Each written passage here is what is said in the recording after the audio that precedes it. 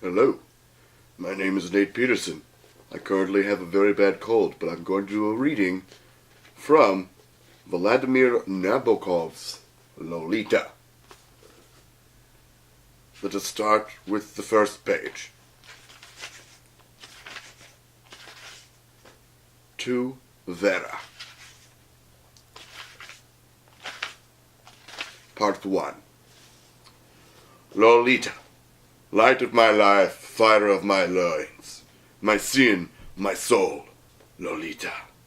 The tip of the tongue, taking a trip of 3 steps down the palate to tap at 3 on the teeth, Lolita. She was low, plain low in the morning, standing 4'10" in one sock. She was Lola in slacks, she was Dolly at school, she was Dolores on the dotted line, but in my arms, she was always Lolita. Did she have a precursor? She did, indeed she did. In point of fact, there might have been no Lolita at all, had I not loved, one summer, a certain initial girl-child. In a princedom by the sea, when, about as many years before, Lolita was born as my age was that summer. You can always count on a murderer for a fancy prose style. Ladies and gentlemen of the jury, exhibit number 1 is what the seraphs, the misinformed, simple, noble-winged seraphs, envied. Look at this tangle of thorns. I was born in 1910 in Paris. My father was a gentle, easygoing person, a salad of racial genes, a Swiss citizen of mixed French and Austrian descent with a dash of the Danube in his veins.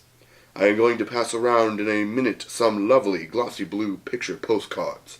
He owned a luxurious hotel in the Riviera.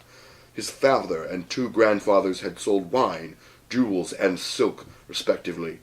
At 30 he married an English girl, daughter of Jerome Dunn, the alpinist, and granddaughter of 2 Dorset parsons, expert in obscure subjects, paleopodology and Aeolian harps, respectively.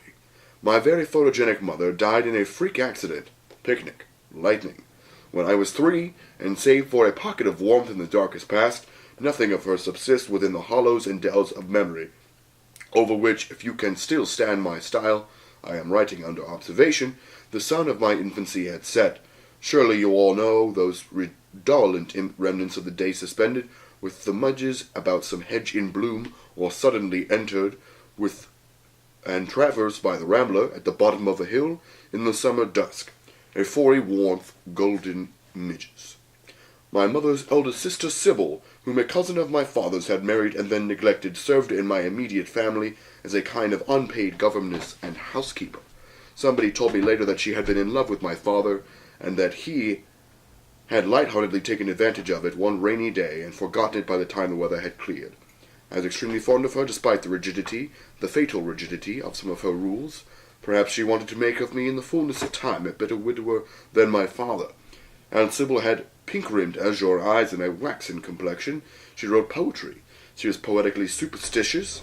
She said she knew she would die soon after my 16th birthday, and did. Her husband, a great traveler in perfume, spent most of his time in America, where eventually he founded a firm and acquired a bit of real estate. Thank you.